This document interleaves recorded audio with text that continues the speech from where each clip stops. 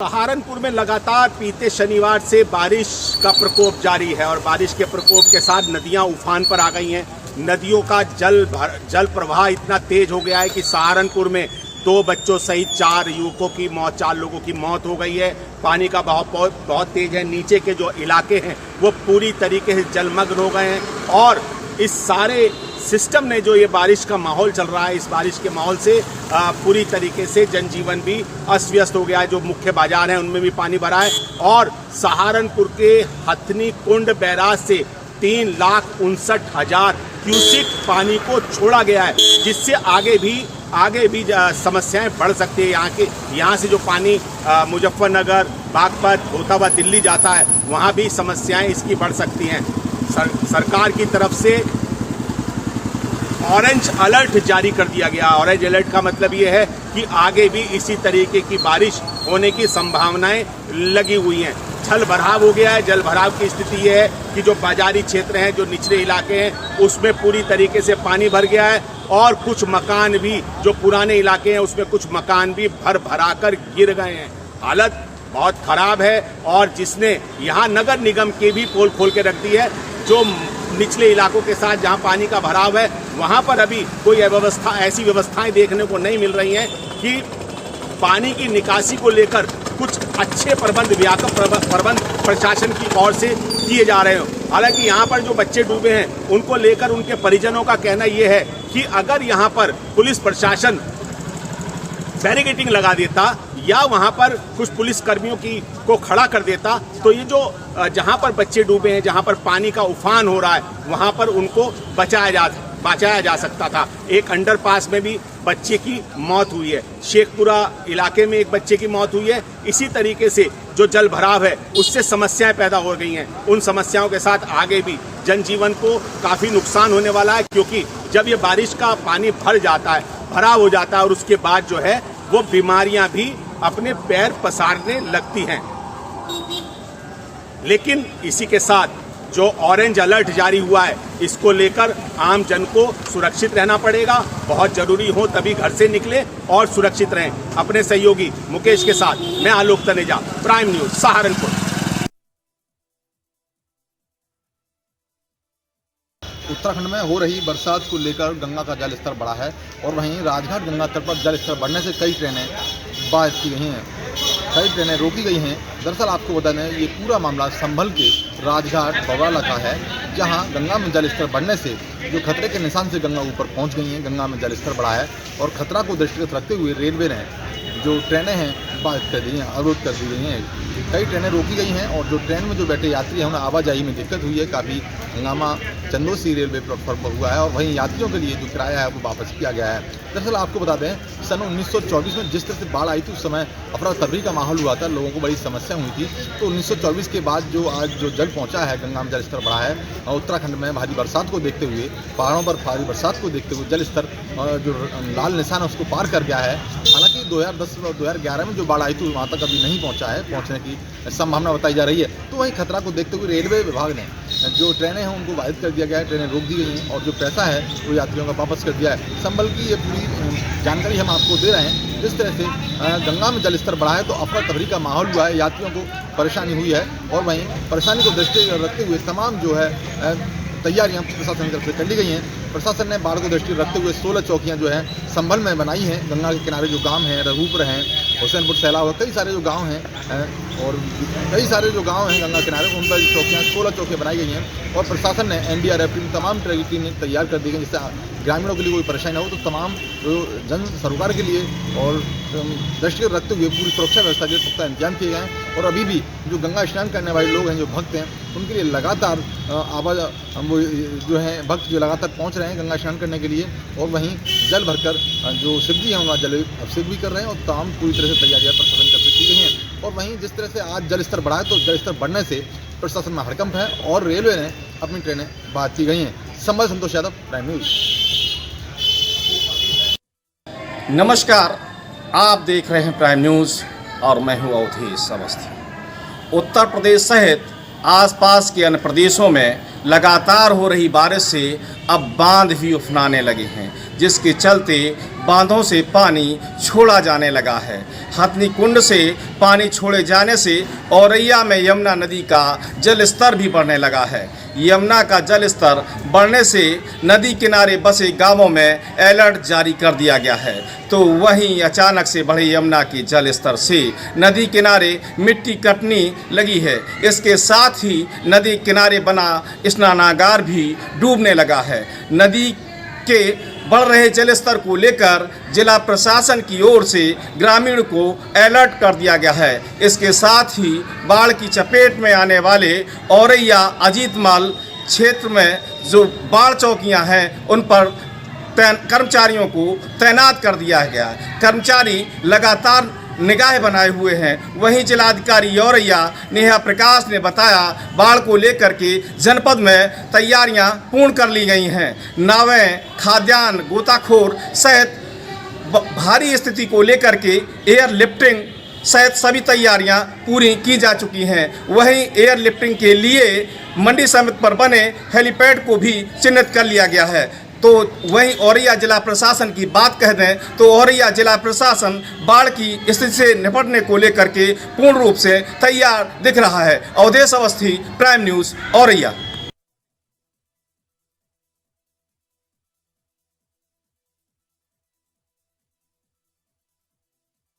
उत्तर प्रदेश में भारी बारिश होने की पूरी संभावनाएं नज़र आ रही हैं। अगर हम बात करें तो जिस तरीके से मौसम को लेकर लगातार कहने के अलर्ट जारी कर दिया गया है। उत्तर प्रदेश के जो मुरादाबाद, बिजनौर में अलर्ट जारी, उसके बाद लखनऊ की बात कर लेते हैं। लखनऊ में भी रेड अलर्ट जारी कर दिया गया है। जिस तरीके से मौसम विभाग के द्वारा कहीं न कहीं बताया गया है कि भारी बारिश होने की पूरी संभावना है।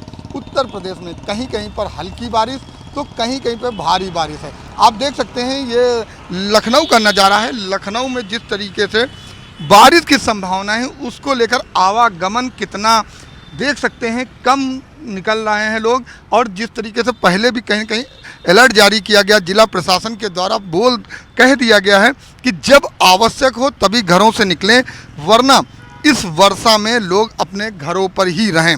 तो जिस तरीके से बात किया जाए तो जिस तरीके की उम्मीदें हैं उसको लगातार यही माना जा रहा है कि जिस भारी बारिश का जो संभावना है उसको लेकर कहीं ना कहीं जिला प्रशासन ने पूरी तैयारियां कर ली हैं, पूरी तरह से मुस्तैद हो गए हैं। जहां पर जल भराव की समस्या है वहां पर भी टीम पहुंच चुकी है। अन्य जिस तरीके की संभावनाएं थी जिसको लेकर तैयारी नहीं, वो भी तैयारियां कर ली गई हैं। अब हालांकि उत्तराखंड से जो लगे सटे हुए जो हैं शहर, चाहे वो कासगंज की बात कर लें, एटा की बात कर लें, इटावा की बात कर लें और संभल की बात कर लें, या इधर आ जाते हैं हम सीतापुर के, लखीमपुर, बहराइच, और इन सब ज़िलों में भी कहीं ना कहीं पूरी तरह से संभावनाएं हैं। बारिश होने की जिस तरीके संभावनाएं हैं उसको लेकर यही कहा जा सकता है कि लोग घरों पर रहें, सुरक्षित रहें और इस बरसात में तभी निकलें जब आवश्यक हो। अब देखना यह है कि जिस तरीके से तैयारियां की गई हैं वो तैयारियां कितनी सफल होंगी, और जिस तरीके से अलर्ट जारी किया गया है, जिस तरीके से संभावनाएं हैं, उन संभावनाओं को लेकर जिस जिला प्रशासन ने जो तैयारी की है उसमें कितना सफल होता हुआ नज़र आता है। वीडियो जर्नलिस्ट दीपक के साथ मैं Jai Tripathi, prime news, Lucknow. Mission Niramaya को लेकर अगर हम बात करें तो उत्तर प्रदेश के मुख्यमंत्री योगी आदित्यनाथ जागरूक दिख रहे हैं। एक अहम बैठक भी कहीं ना कहीं की गई और इस पर बात किया जाए तो उप मुख्यमंत्री ब्रजेश पाठक भी शामिल है। अब जिस तरीके से लगातार इस मिशन को बढ़ाया जा रहा है, इस मिशन को लेकर हम बात करें तो कुछ समय पहले 8 संस्थान भी बनाए गए थे और उन संस्थानों में काम करने वाले लोगों को कहीं ना कहीं अच्छे कार्यों को देखते हुए प्रमाण पत्र भी दिए गए थे और उम्मीद ये की गई थी कि इसी तरीके से मिशन आगे बढ़ेगा। हालांकि मिशन आगे बढ़ा, लोगों ने कार्य किया। अब एक बार फिर से इस पर ध्यान दिया जा रहा है और उम्मीद ये की जा रही है कहीं ना कहीं ये मिशन आगे बढ़ेगा और सफलता प्राप्त होगी।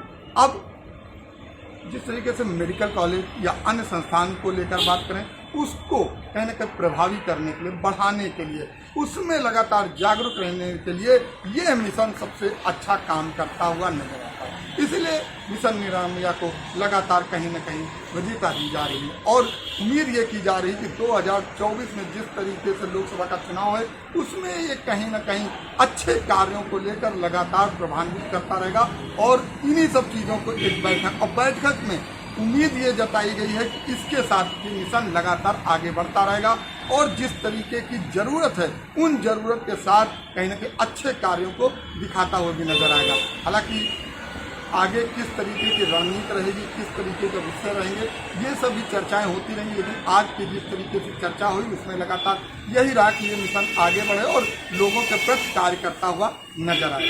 वीडियो जर्नलिस्ट विशाल के साथ मैं जय त्रिपाठी, प्राइम न्यूज लखनऊ। भाजपा के राष्ट्रीय अध्यक्ष ओम प्रकाश राजभर को लेकर एक बार फिर से चर्चाएं तेज हो गई हैं। जिस तरीके से उन्होंने उप मुख्यमंत्री ब्रजेश पाठक से कल मुलाकात की, उसके बाद अगर हम बात करें तो राजनीतिक गलियारों में कहीं न कहीं हलचल मच चुकी है। हालांकि एनडीए की एक 18 जुलाई को बैठक की जा रही है जिसमें माना यह जा रहा है कि जो अन्य घटक दल हैं वो भी वहां पर शामिल होंगे। ऐसे में ओम प्रकाश राजभर का भी लगभग तय माना जा रहा है इस मीटिंग में पहुंचने के लिए। लेकिन जिस तरीके के कयास लगाए जा रहे हैं, लेकिन अभी अगर हम वर्तमान की बात करें तो कहीं न कहीं ओम प्रकाश राजभर अपने पत्तों को खोलते हुए नजर नहीं आ रहे हैं, लेकिन ना भी नहीं कर रहे हैं। तो माना ये जा रहा है जिस तरीके की उनकी भाषा शैली है उससे लगातार उम्मीदें यह जताई जा रही हैं कि वह दिन दूर नहीं है कि जब भाजपा के राष्ट्रीय अध्यक्ष ओम प्रकाश राजभर बीजेपी के साथ खड़े नजर आएंगे। 2024 लोकसभा चुनाव की बात करें तो उस चुनाव में पूरी तरह से उम्मीद है कि ओम प्रकाश राजभर भी बीजेपी के साथ होंगे और इससे कहीं न कहीं माना यह भी जा सकता है कि ओम प्रकाश राजभर के जुड़ने से बीजेपी को फायदा भी हो सकता है, क्योंकि पूर्वांचल में अगर हम बात करें तो पूर्वांचल में ओम प्रकाश राजभर की पैठ पहले से बनी हुई है और उम्मीदें ये हैं कि उनके जुड़ने के बाद जैसे अन्य दल कहीं न कहीं मजबूती प्रदान कर रहे हैं वैसे ही ओम प्रकाश राजभर भी कहीं न कहीं मजबूती देते हुए नजर आएंगे। तो हालांकि लोकसभा चुनाव से पहले पूरी तरह से उम्मीद है वो दिन अब दूर नहीं, जल्द से जल्द कहीं न कहीं उम्मीदें हैं कि ओम प्रकाश राजभर भी बीजेपी के साथ होंगे। हालांकि जब उनसे बात किया जा रहा है तो वो कहीं न कहीं पटना की रैली जो होने वाली है 17 अक्टूबर वाली, उसके बाद ही कहीं न कहीं साफ करने की बात कर रहे हैं। लेकिन जिस तरीके की हलचल है वो हलचल कहीं न कहीं ये दर्शाता नजर आ रहा है कि जल्द से जल्द वो बीजेपी के साथ ही होंगे। वीडियो जर्नलिस्ट विशाल के साथ मैं जय त्रिपाठी, प्राइम न्यूज लखनऊ। मैनपुरी जनपद में अज्ञात चोरों ने 3 घरों को अपना चोरी का निशाना बनाया, जहां से लाखों रुपए की नकदी और आभूषण लेकर वहां से फरार हो गए थे। ये पूरा मामला मैनपुरी जनपद के थाना करहल क्षेत्र का है, जहां पर 3 घरों में 4 जुलाई को चोरों ने चोरी की थी, जहां से लाखों रुपए के सोने चांदी के आभूषण और नकदी चोरी कर ले गए थे। ये जो मकान स्वामी फैज़ल अली और रमेश चंद और रघुवीर, इन 3 जो ये पीड़ित हैं, इन 3 के घरों में 4 जुलाई की रात्रि में अज्ञात चोरों ने चोरी की थी और इसकी रिपोर्ट थाना कोतवाली करहल में दर्ज कराई थी और वहाँ पर ये इतनी बड़ी चोरी थी जिसको लेकर जनपद के बड़े अधिकारी भी मौके पर पहुंचे थे और पुलिस अधीक्षक ने भी घटना का निरीक्षण किया था। उसके बाद में सर्विलांस टीम और करहल पुलिस की 2 टीमों को ये खुलासे के लिए लगाया था और आरोपियों की जल्द से जल्द गिरफ्तारी करने की जो पीड़ित थे उनको आश्वासन दिया था। अब कल जब इन चोरों को मुखबिर की सूचना पर सैंपई बाईपास से एक गाड़ी में ये जा रहे थे, कहीं चोरी की फ़र्क में थे और ये लोग जा रहे थे, फिर कहीं किसी घर को निशाना बनाना चाहते थे। मुखबिर की सूचना पर इन आरोपियों को इनको गाड़ी से इन 4 आरोपियों की जो 4 चोर हैं इनको गिरफ्तार किया है। जब इनसे कड़ी पूछताछ की गई पुलिस ने, तब इन्होंने बताया जो चोरी ये इन्होंने 4 जुलाई को करहल में जो 3 मकानों में चोरी हुई थी वहाँ से घटना को अंजाम दिया था। तो जब इनसे कड़ी पूछताछ की तो इन्होंने बताया कि औरैया ही निवासी, ये चारों जो आरोपी हैं, ये 4 चोर हैं जो औरैया के निवासी हैं, पकड़े गए। और इन आरोपियों ने अपने जो एक और साथी हैं जो कि ये चोरी का माल जो सुनार औरैया के रहने वाले जो सुनार हैं वो खरीदते हैं, वो उनके बारे में बताया कि चोरी का माल उनको बेचा है। तो वहाँ से पुलिस ने जो सुनार अजय कुमार है उसको भी हिरासत में लिया। उसके कब्जे से जो चोरी के आभूषण चोरी हुए थे वो पुलिस ने बरामद किए हैं। आरोपियों के 5 आरोपियों के कब्जे से 15,000 रुपये और वहाँ से लाख रुपए के जो आभूषण चोरी किए थे, 18 लाख रुपए कीमत के आभूषण पुलिस ने बरामद किए गए। जो पकड़े गए आरोपी हैं सज्जन सिंह, नंद किशोर, प्रहलाद सिंह और ब्रजेश कुमार और अजय कुमार, ये जो आरोपी हैं तो इनको पुलिस ने पकड़ा है। और जो आरोपी हैं ये तो इनके आरोपियों पर कई गंभीर धाराओं में कई इन पर मुकदमे दर्ज हैं। सुरजन सिंह पर 18 मुकदमे दर्ज हैं, नंद किशोर पर 15 मुकदमे, प्रहलाद पर 5 मुकदमे दर्ज हैं, ब्रजेश पर 5 मुकदमे दर्ज और अजय कुमार जो सुनार है उस पर 4 मुकदमे दर्ज हैं। तो ये आरोपी सातिर किस्म के आरोपी, ये कई समय से कई जनपदों में इन चोरी की घटना को वारदातों को ये अंजाम देते चले आ रहे हैं। अब इनको पुलिस ने धर दबोचा है और इनको लिखा पढ़ी कर इनको जेल भेजा जा रहा है। प्रेस वार्ता के दौरान विनोद कुमार पुलिस अधीक्षक मैनपुरी ने घटना के संबंध में पूरी जानकारी दी है। इन आरोपियों को किस तरीके से पकड़ा, करहल थाना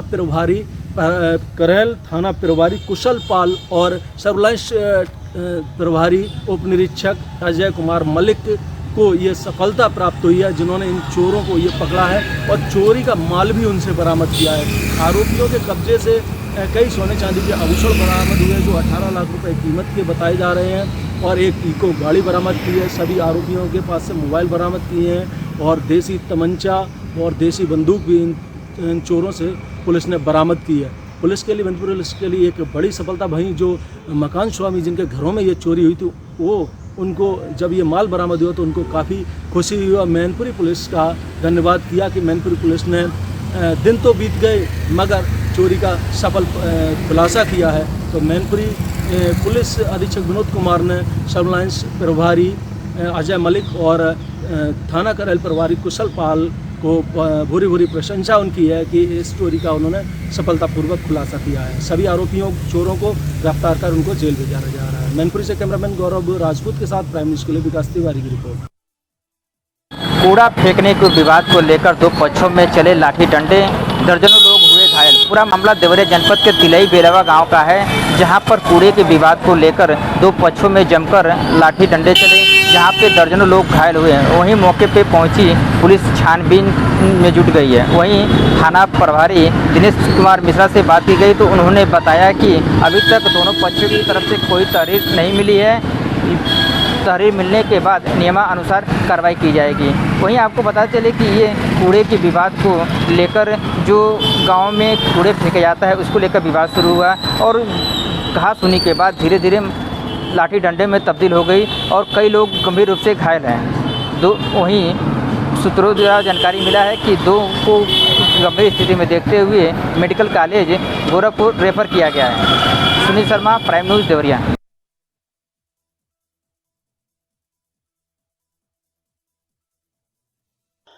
नकली नोट की खेप के साथ पुलिस ने 2 शातिर आरोपियों को किया गिरफ्तार। मामला रायबरेली जिले का है। रायबरेली जिले की लालगंज कोतवाली पुलिस को मुखबिर की सूचना पर बड़ी कामयाबी हाथ लगी है। पुलिस ने नकली नोट छापने वाले 2 शातिर आरोपियों को नकली नोट और उपकरण के साथ गिरफ्तार किया है। यही नहीं, पुलिस ने आरोपियों के खिलाफ मुकदमा दर्ज करते हुए उन्हें जेल भी भेज दिया है। यही नहीं, जब इस पूरे मामले पर पुलिस से बात की गई तो उन्होंने बताया कि लालगंज कोतवाली पुलिस को मुखबिर से सूचना प्राप्त हुई कि कोतवाली क्षेत्र के नौरंग के पुरवा गांव के रहने वाले एक युवक अपने साथी के साथ नकली नोट छापने का कारोबार करता है। यही नहीं, नकली नोट छापने के बाद आरोपी खुलेआम इन नोटों को बाजार में चला रहा है। पुलिस ने इस मामले की गहनता से जांच की और आरोपी को हिरासत मिला। जब उससे पूछताछ की तब आरोपी ने अपना जुर्म कबूला और अपने साथी का नाम भी बताया। पुलिस ने दूसरे आरोपी को गिरफ्तार किया और जब कड़ाई से पूछताछ की गई तो दोनों ने अपना जुर्म कबूला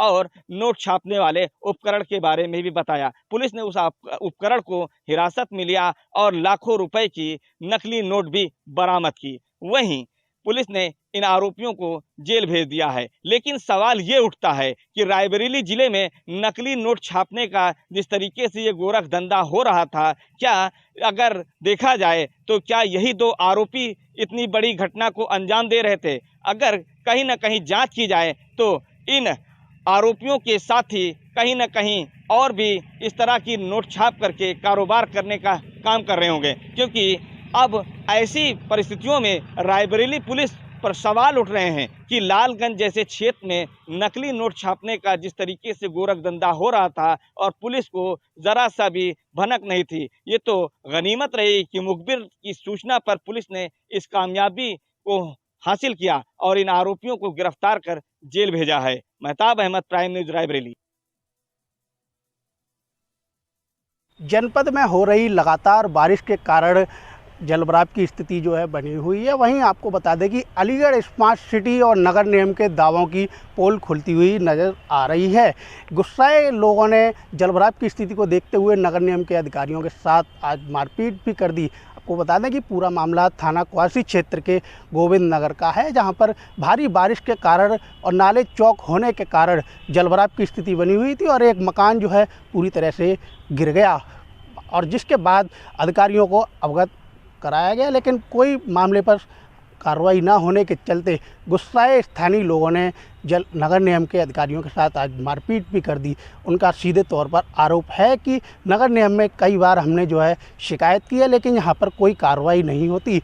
पास में जो नाला है पूरी तरह से भरा रहता है, ना कोई सफाई कर्मचारी यहाँ आता है, ना ही कोई अन्य कर्मचारी यहाँ पहुँचता है, जिसके कारण आज जिस तरीके से भारी वर्षा हुई है तो यहाँ पर काफ़ी जलभराव हो गया। जलभराव के कारण लोगों को निकलने में खासकर दिक्कतों का सामना तो करना ही पड़ रहा है, लेकिन उसके बावजूद जो मकान यहाँ पर गिरा हुआ है, वहीं आपको बता दें कि नगर निगम की लापरवाही दिन प्रतिदिन सामने आती आ रही है कि 2 दिन पहले भारी बारिश के कारण एक मकान जो है गिर गया था। गिरने के साथ साथ ही उसमें 2 लोग मलबे में दब गए थे, जिसके बाद नगर निगम के कई घंटे रेस्क्यू ऑपरेशन चलाने के बाद उन दोनों के शवों को बाहर निकाला गया था। जिसके बावजूद भी नगर निगम की आंखें नहीं खुल रही हैं। नगर निगम की लापरवाही दिन प्रतिदिन सामने आती आ रही है और अधिकारी पूरी तरह से इस मामले पर मौन धारण करे हुए हैं। अलीगढ़ से आकाश कुमार, प्राइम न्यूज। नमस्कार दोस्तों, चलिए आपको जनपद बागपत लिए चलते हैं, जहां यमुना नदी अपने पूरे पूर्ण वेग के साथ पूरे रोद रूप में आपको दिखाई दे रही है। आपको चले जीरो ग्राउंड से बाढ़ के हालत दिखाते हैं, जहाँ जो साइड की फसलें थी, जो निकटवर्ती खेत थे, चाहे वो सब्जी की फसल थी, चाहे वो गन्ने की फसल थी, चाहे वो चारे की फसल थी, तमाम फसलें जो है यमुना के इस पानी में जो है डूबकर नष्ट हो गई हैं। किसानों के लिए चारे की भी प्रॉब्लम हो रही है और जो सब्जी है, आम इंसान जो सब्जी खाता है, यमुना किनारे जो सब्जी थी वो सारी जो फसल नष्ट हो गई है लगभग। तो इससे महंगाई में भी लगभग जो है डबल से भी 3 गुने ज़्यादा रेट का फ़र्क पड़ रहा है। आपको बताएं सूरत हाल क्या है। जिस समय हम जीरो ग्राउंड में खड़े हैं, देखे पानी के